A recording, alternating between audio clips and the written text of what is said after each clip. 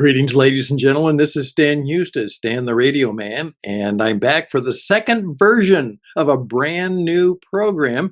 I'm the leader of the What It Takes Radio Network, one of the inventors of the podcasting movement, and I have the privilege and the pleasure now to introduce a program that I've never, ever done before.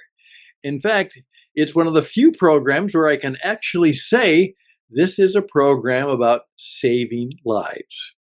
Yes, the Transplant Zone. And I was brought to this realization through my good friend Gary, who is awaiting a heart transplant to keep him alive. And so we put together this idea that we're going to try once a week to come together and have a program for those people, perhaps wanting to know more about a transplant, in effect, are part of that long, long list of people waiting. Can we be an encouragement, a source of maybe some things to do or things that would be helpful, or perhaps encourage you to be eventually a donor? That's what we're all about. It's an experiment. We don't know how it'll work out, but I do know after the first program, which Gary and I put together, I think it's going to be delightful, it's going to be entertaining, and it's going to be fun. So here we go. My good friend Gary is now on. Hi, I'm Gary Register. We're at the Transplant Zone. And this zone is going to be for anybody that's getting ready to have a transplant. And we will include all people. It doesn't matter if it's eyes transplants, liver, kidneys, but it's to help people understand what goes on when you have a transplant. Now, myself, I'm not having a transplant right away until they call me because they've got to get a heart. And I am now wearing a LVAD underneath my shirt. And I could show it to you, but you might not like me pulling my shirt up. And this is what I was doing yesterday. Now, yesterday I was in a hospital getting a heart cath. They were looking at the right side of my heart.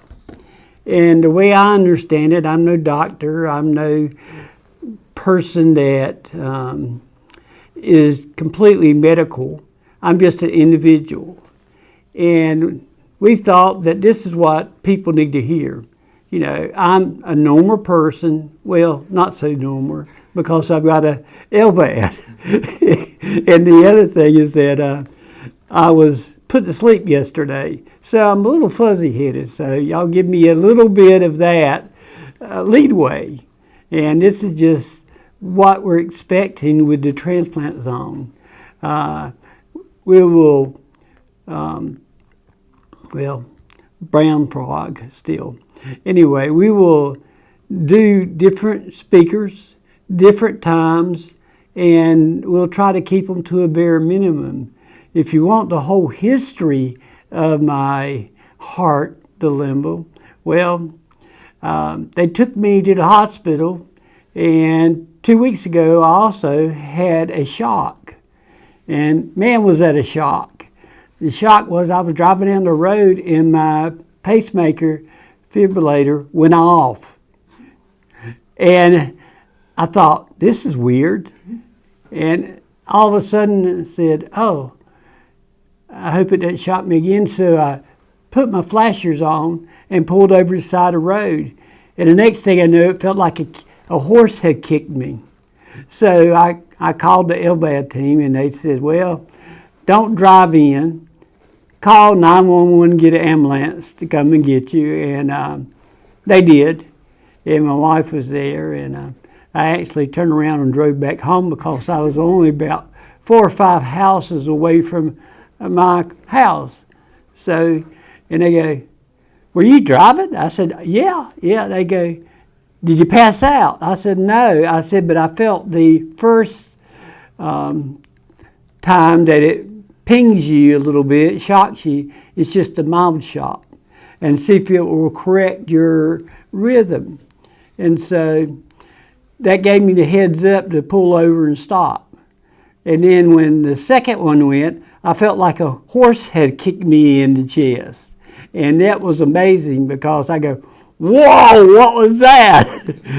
And I quit singing at that point because I was driving down the road just singing, listening to the radio. And then I got that little tweak of the heart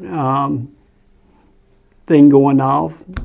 And I'm sorry that I'm a little fuzzy headed again because they told me not to do much today, not to make any decisions on buying a car or anything, nothing important. So, but we wanted to try this out and send it out to people and let them know that this is what we'll be doing.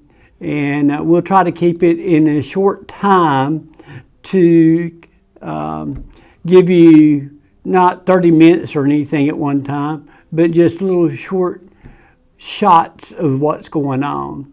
Now, when I go to the hospital for my heart transplant, you can go to Help I Will, and it will post when I go to get my heart transplant and anything else. So if you completely go to it every once in a while, you'll find out more information. Now, I'm going to pause here just for a second and get my mouth a little lubricated. Okay. And what I wanted to tell you now is that some of the things we're doing in Help I Will is we are taking trailer donations, campers, and we've been sending them, I didn't bring that cap, to Western North Carolina, and they're repairing them, fixing them, and we can, since I'm a 501c, we can give you a tax deduction for that. Hadn't got all the details worked out of that yet, but this is a learning process, and I'm learning every step of the way. So if you have a camper that you want to donate or sell for a modest price, I'm interested. I have to raise the money now to fund this. So now any of the money that comes in will go to Help I Will or set up the Transplant Zone. And I do not use any of it personally. Actually, I've been funding all these events by myself, my wife and I, and we've kind of run out a little bit of money there. So the other thing I was planning on doing was taking and getting a couple of tiny houses and put them in my backyard and have them set up where you can come by and look at them and see what you think. And then we may move the podcast to the tiny house and walk around. So, and the other thing I want to let you know is that I'm always on the batteries or on the extension cord. I walk around the house and I can only go 20 feet.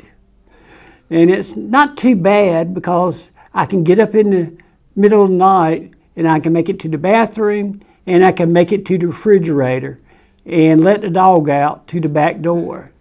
And then that's as far as I go. If I need to do anything else, I have to change over to my batteries instead of my extension cord. And somebody says, well, don't you get tired of that? I go, well, yeah, I do. But the funny thing is that this is where I am now, and it's like getting up, putting your glasses on in the morning. I go to the chair, put my LVAD shirt on, and put my batteries in, and all these alarms go off because I disconnect, then reconnect, and I can only do it once at a time. But I'm going to give you a quick peek. This is what I wear around all the time when I'm not hooked up. And these are my batteries over here, and there's another one over here, and right down here at the bottom of the shirt is my computer.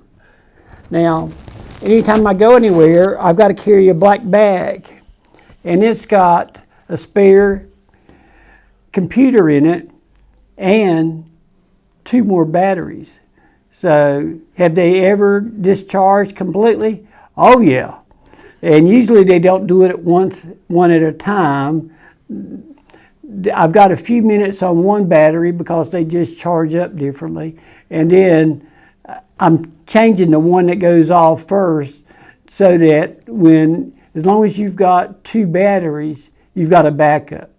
So I'll do that real quickly. And the really funny thing was one night we woke up and my wife said, "Gary, what's that noise? Are you okay?" And we forgot to change the smoke detector battery out. So the smoke detector was going off, and Todd got up and walked around and looked. I knew it wasn't my LVAD stuff. And she goes, "It stopped." Well, we didn't think that it was the LVAD. We knew it, so I called the LVAD people, and they said, "Well, what happened? Did you look at your meter, the computer?" And I said, "Well, it's kind of upside down, but I said it wasn't flashing and the green light was on." They said, "This is really weird." So the next night, we went to bed. We kind of just left it alone. The smoke detector went off again. And so we figured out then it was a smoke detector. And we both looked at each other. She goes, "I don't know if I can go back to sleep." I said, "Well, that's okay. Let's climb up there and take that battery out." So we climbed up, or got the little stool out, and I climbed up there and took the whole thing down. And took the battery out. And so we put a new battery in a couple of days later. We just let it there. I said, "Well, we got another one in the other room, so if there's a fire or something, we hear it." But then we changed all of them, so we haven't had that problem. Now we always change the batteries every 6 months just to make sure it doesn't go off. So it's just a funny story that you have all these things going on, and you don't really know, because when I went to the hospital, my heart, I was doing a heart cath, and I died in the hospital. And they told me that, "Well, Gary, we don't know what we're going to do." Well, when I woke back up, they had told me that I was in ICU, and I'd have been in it for 11 days. And I don't remember too much of anything in those 11 days, but I do know that I died, and I went to heaven and through a tunnel and had a conversation with the Lord or Jesus, whichever one you want to call him. And he said, "Gary," he said, "I have not got my money's worth out of you. And you were very hard to train. And you are very stubborn." And I said, "My wife tells me that all the time." So after that discussion, I had a little discussion with him. I said, "Well, I'm your servant, Lord." And he said, "Yeah." And then he asked me again later, he says, "I'm going to send you back. You got more stuff to do." So this is one of the things that I am doing right now. So if you want to be a part of this, you can look at the videos. If you want to send funds or anything, or campers, I'm willing. And I'll probably make some mistakes, which I kind of do that sometimes. And sometimes I put my foot in my mouth, but I'm out there. So if you need anything, call me at helpiwill.com. You can email me, or you can call my phone number. I put it on the back of all my hats because when I walk by sometimes, some people want to ask me something, and I walk pretty fast. So this is the one that came from that conversation with Jesus. He said, "Are you my servant?" And I said, "Yes, Lord." And so the front of the cap says, "Servant of Jesus Christ." And it also says nonprofit. The burning bush is the one that you've read about if you read the Bible. If you hadn't, you probably should read about it. And it is an example of Jesus being on the earth in a bush, and it's on fire. And it's just an interesting story. So I won't go into that. Maybe that'll be another. But I've got all kinds of little stories. So just, I'm going to say goodbye for now. And if you need anything, you can call me. And if I can't do it, I'll find somebody that can help. So thank you for today. Thank you, Gary. Let me tell you, I have done a lot of radio programs and done hundreds of radio programs with people with their first radio program. And my first radio program didn't go very well, but I got better after 45, 50 years. But I just simply want to say thank you very much. That was a great first start. And you're going to get really good at this because you have a real cause of heart. That's right. And you are a wonderful storyteller. So thank you very much. And thank you for paying attention. Please get in touch with Gary. He gave you the information of how to reach him. And we would be grateful if you would reach out to the Transplant Zone, tell us your story, and perhaps tell us how we could help you. You can reach out to me at stan@witradio.net, stan@witradio.net. If you'd like to know more about the technical or how we might help you with that, or maybe even be on the program. But of course, then you can reach out to Gary himself. So again, thank you for being a part of episode 1, adventure number 1, the experience, the experiment of the Transplant Zone podcast. All the best till next time. Bye for now.